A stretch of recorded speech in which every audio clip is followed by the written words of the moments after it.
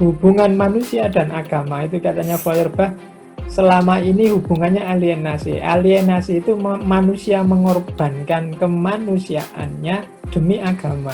Padahal kan harusnya agama itu tuntunan Tuhan untuk manusia. Tapi justru dibalik. Kadang orang beragama mengorbankan kemanusiaannya untuk agama.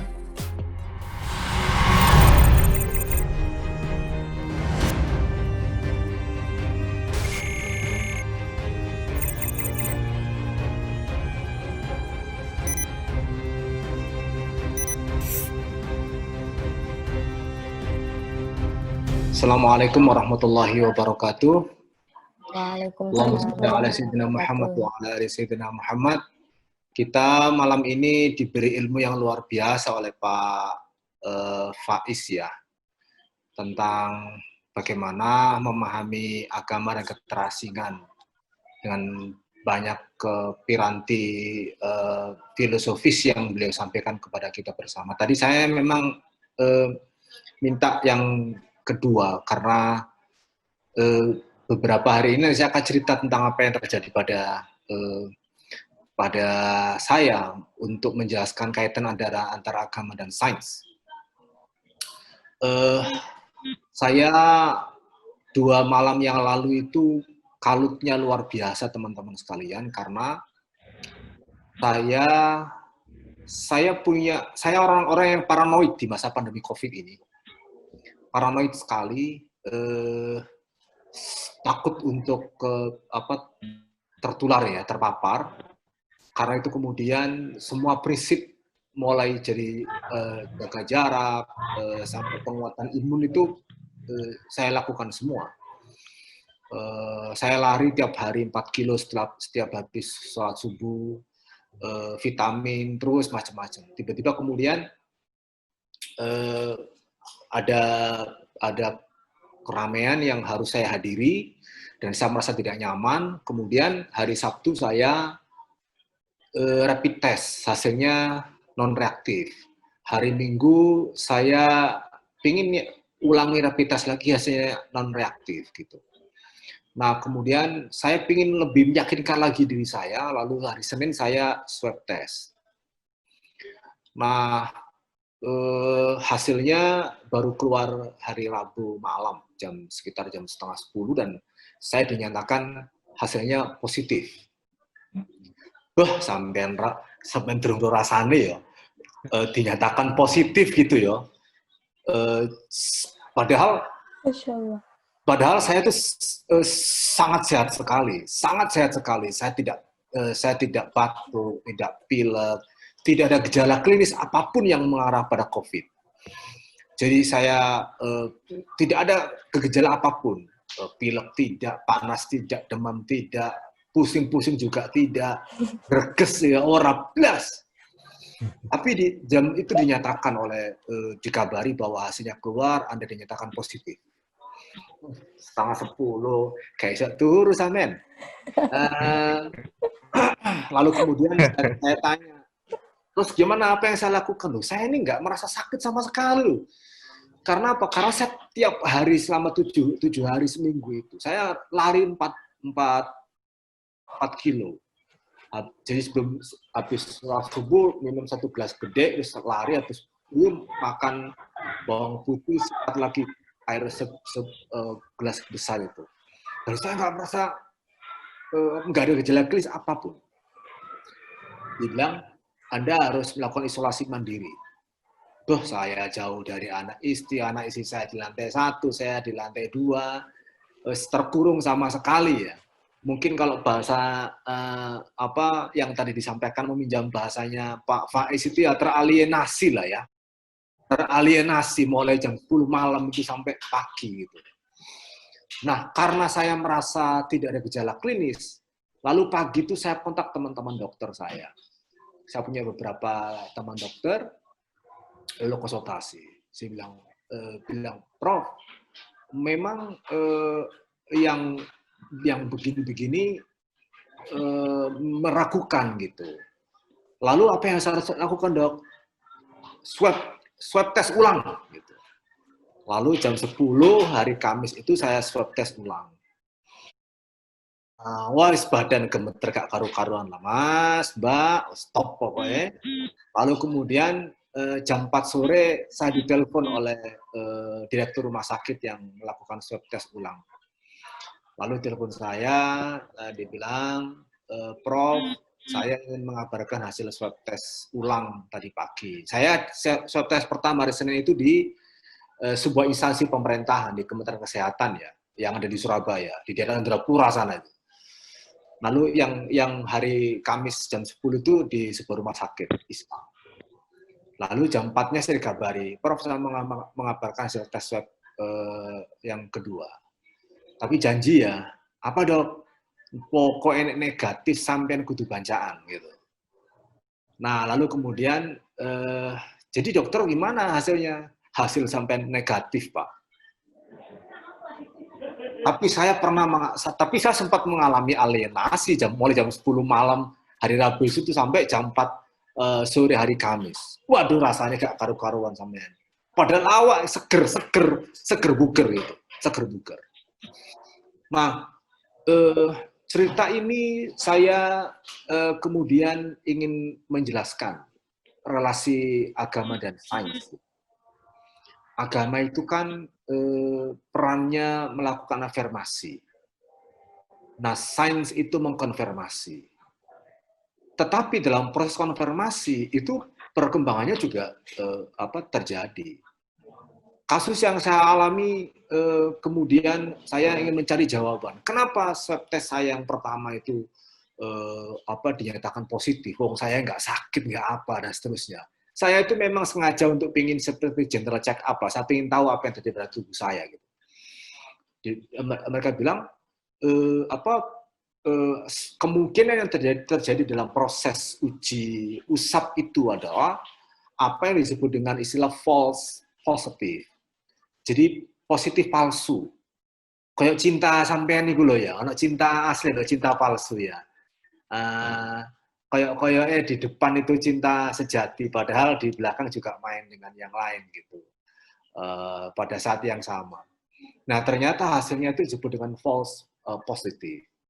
Ternyata kemudian uji usap swab test itu bisa false gitu ya. Nah, uji yang kedua saya dinyatakan negatif. Nah, senengnya gak karu-karuan lah, Mbak, Mas, luar biasa. Dinyatakan negatif seperti itu. Nah,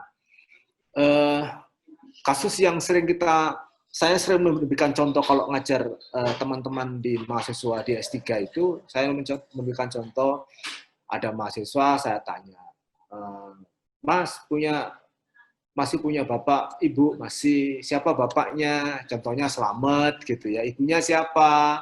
Ibu saya Markona. Sampean tahu dari mana Slamet itu bapak sampean? Dari ibu saya, Pak. Yakin sampean? Ya yakin, Pak. Kalau ibu sampean goro piye? Loh, masa Pak nggak percaya sama ibu, Pak? Itu ada buktinya, Pak. Apa itu? Akte nikah, Mas. Zaman akte nikah, zaman yang mono, zaman Orde Baru, loh, besok digawe. Loh, Pak, tapi itu udah stempelnya. Iya, kabeh iso, saya bilang. Lalu kemudian ada saksinya, Pak. Tetangga kanan kiri, lah iya, Mas. Semua itu kan bisa bersepakat untuk menyatakan sesuatu.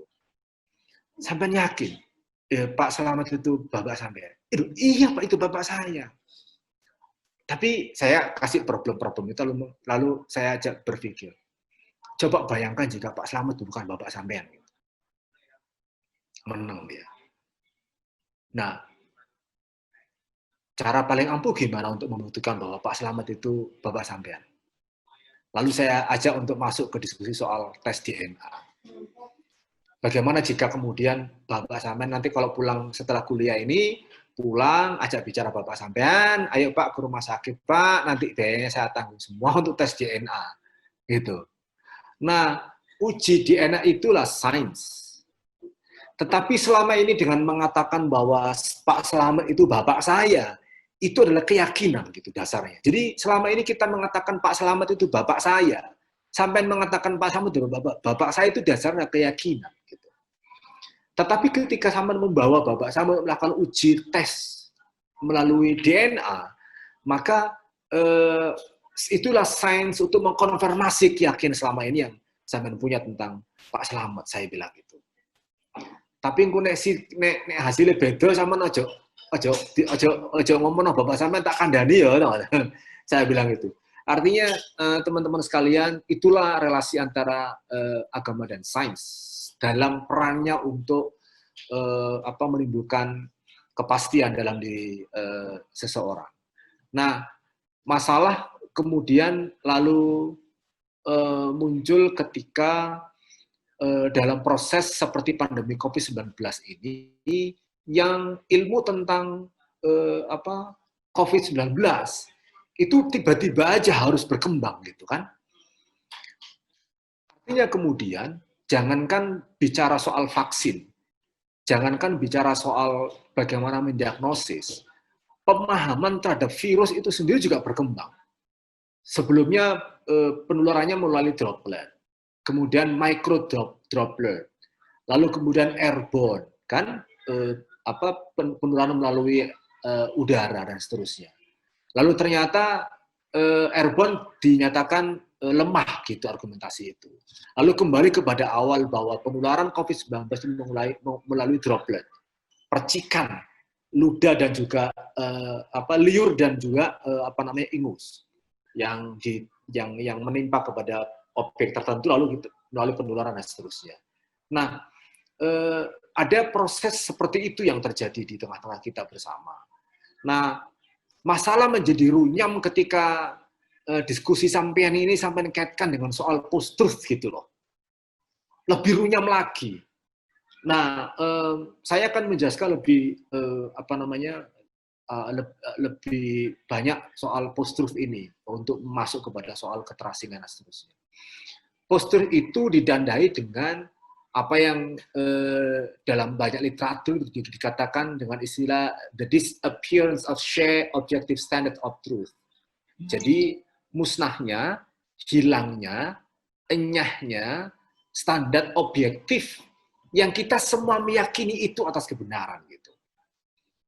Nah, dalam konteks inilah kemudian teman-teman sekalian, yang disebut kebenaran itu standarnya tidak sama gitu. Bahasa anak muda sekarang kalau mau disederhanakan, post-truth itu kira-kira berbunyi begini jargonnya. Feelings replace the facts. Jadi rasa itu mengalahkan fakta gitu. Perasaan itu mengalahkan fakta. Nah, jargon itu, perasaan itu mengalahkan fakta, itu hanya untuk menyederhanakan saja terhadap bangunan teoretik yang bisa kita lakukan untuk menjelaskan tentang post-truth. Post-truth itu ditandai dengan begini, bahwa fakta objektif itu kalah penting, kalah berpengaruh dalam pembentukan opini dibanding dengan gairah terhadap kuatnya emosi. Apa yang disebut dengan objective truth itu kalah dengan subjective truth gitu.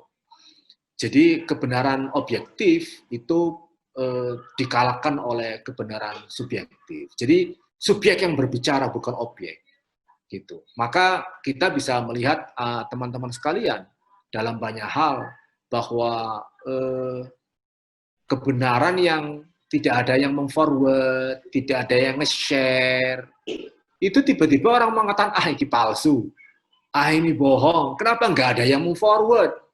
Nggak ada yang nge-share gitu. Tapi sebaliknya, kebohongan, tapi itu di-share, di forward sana, forward sini. Meskipun itu bohong, substansinya, tapi dia bisa bergerak maju untuk menjadi sebuah kebenaran, untuk diyakini sebagai kebenaran. Nah, subjective truth, kebenaran subjektif inilah yang kemudian ditangkap oleh pelaku politik, gitu, pelaku politik. Nah, kenapa? Karena yang sedang ingin diraih adalah subjektif atau emosi para pemilik suara, bukan kebenaran objektif. Sampai mungkin masih ingat ya teman-teman sekalian bagaimana terpilihnya Donald Trump. Ya, terpilih Donald Trump. Publik Amerika sendiri juga nggak yakin Trump menang loh. Kaget semua ketika Trump terpilih menjadi presiden gitu.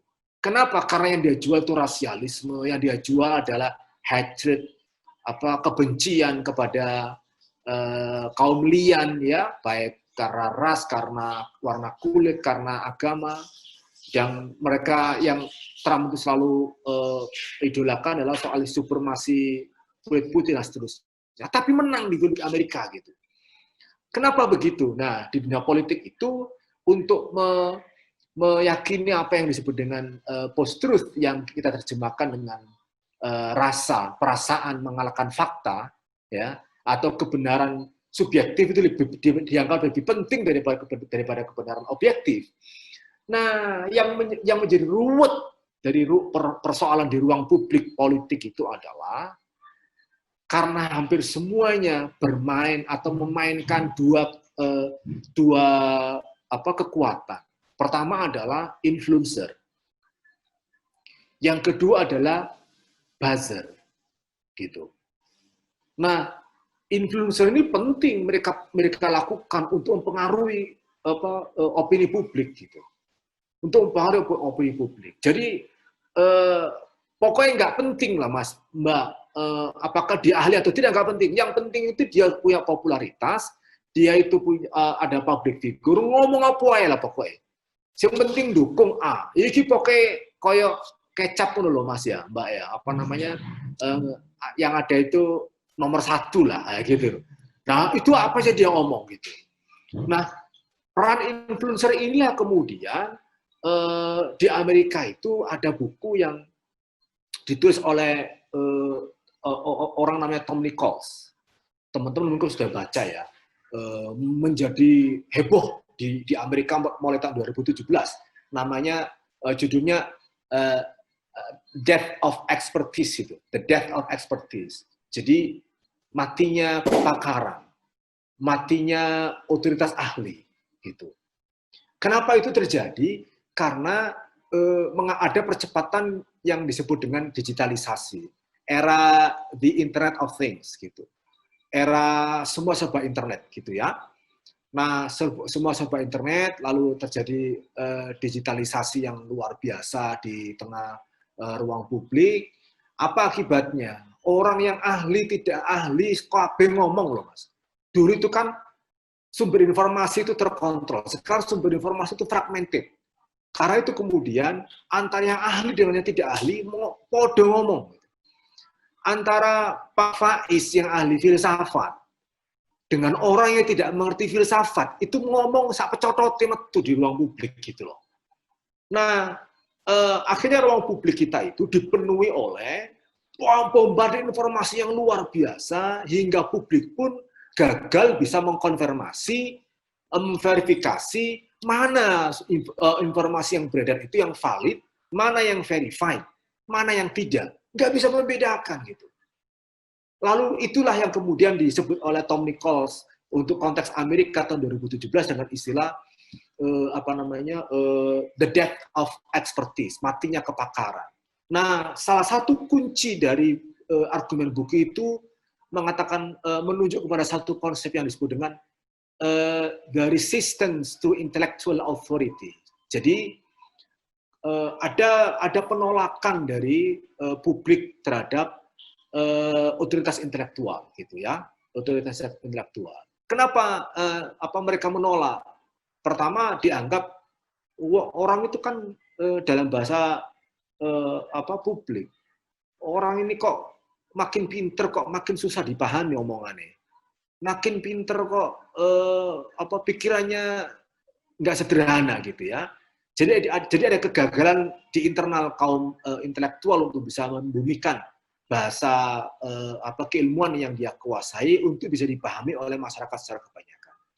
Nah, karena itu kemudian yang mereka butuhkan adalah mana yang bisa meyakinkan, memuaskan dahaga emosional mereka dibanding dahaga objektif mereka. era sekarang ini, teman-teman sekalian, bukan yang besar yang penting. Yang penting adalah siapa yang cepat bisa memenuhi, mengobati dahaga emosional itu. Nah, dalam konteks seperti inilah kemudian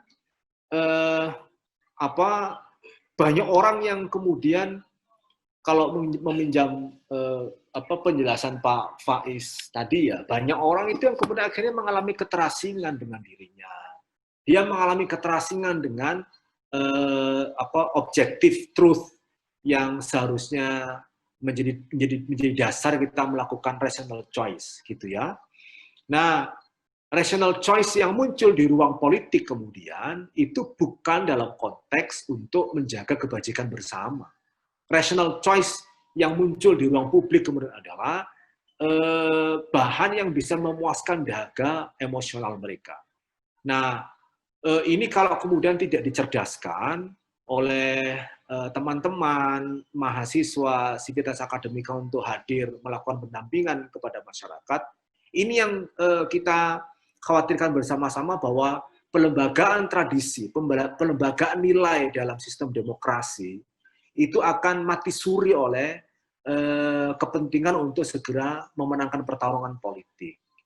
Kalau itu terjadi, maka bukan kebajikan bersama nanti yang akan terjadi, tapi justru kepentingan kelompok per kelompok yang bisa memenuhi dahaga. Kita penting untuk belajar seperti yang terjadi di Amerika. Bagaimana mungkin kemudian orang yang punya sentimen ras, orang yang tidak pernah berpikir soal multikulturalisme, orang yang tidak pernah berpikir soal bagaimana kemudian menghormati harkat kemanusiaan, apapun agama, perbedaan warga dan seterusnya, lalu harus kemudian memimpin sebuah negara besar, gitu ya. Teman-teman kalau melihat hari-hari ini siaran di CNN internasional, di BBC, bagaimana kemudian terjadi banyak kerusuhan di hampir semua kota di Amerika, di antaranya berujung kepada persoalan rasialisme, kemudian ujaran kebencian, dan sekaligus juga pemecah belahan warga atas dasar perbedaan. Jadi menurut saya, apakah kemudian agama dan keterasingan itu juga berpengaruh kepada ruang politik? Saya bisa mengatakan potensinya sangat besar, apalagi di era virtual seperti ini. Kenapa? Karena di era virtual, pertama, sumber informasi sudah terfragmentasi. Tidak ada informasi yang tersaring, tidak ada informasi yang terkontrol, tidak ada informasi yang didominasi oleh satu pihak. Semua bisa memproduksi gagasan, semua bisa menciptakan berita, semua bisa mengeluarkan informasi sesuai versi masing-masing. Nah, potensi itu lalu menimbulkan kerawanan tertentu. Nah, yang kedua, kenapa kemudian itu bisa terjadi? Karena di antaranya yang membuat ruang seperti ini menjadi kompleks itu karena informasi yang terfragmentasi itu kemudian diperparah oleh kalkulasi politik kalkulasi. Nah, politik kalkulasi itulah kemudian melakukan revisi terhadap konsep rational choice. Bukan pilihan rasional berdasarkan kebajikan bersama yang lalu menguat, tetapi pilihan yang didasarkan oleh kepentingan pasar. Nah, pasar dalam konteks ini adalah politik kepentingan uang dan seterusnya. Nah, kita berharap bahwa forum ini menjadi penting sekali dalam konteks bagaimana kita mengembalikan nilai kemanusiaan kita ini. Kalau boleh saya ingin menutup presentasi saya dengan mengatakan begini, mari teman-teman sekalian jangan pasang tarif di jidat, jangan pasang tarif di jidat kita. Sebab kalau kita pasang tarif, orang akan tahu cuma segitu aja harga kita. Nah, politik ini menggiurkan karena kalau di Indonesia orang masuk ke ruang politik itu kan bisa menjadi kendaraan untuk cepat kaya, tetapi juga bisa cepat jatuh jika salah. Nah, sama halnya kalau kita masang tarif, kalau tarif itu kita pasang, maka jatuhlah marwah kemanusiaan kita, karena kita akan dihargai segitu-gitu aja gitu seperti tarif yang kita pasang. Nah, di sini kemudian menghadirkan agama di ruang seperti ini menjadi sangat penting sekali. Apa yang selama ini kalau kemudian kalangan Marxian mengatakan bahwa modernitas, kemapanan material itu membuat orang tidak butuh agama, faktanya enggak juga gitu. Faktanya enggak juga, kebutuhan pada itu juga besar. Nah, cuma masalahnya adalah bagaimana sekarang kita seiring terhadap proses itu supaya bisa bermanfaat bagi kita semua. Saya kira itu teman-teman sekalian, nanti saya ingin banyak mendengar malah dari suara teman-teman di Fakultas Usuluddin ini. Saya ingin juga belajar dari teman-teman mahasiswa. Saya kira itu Mas Akbar, matur nuwun.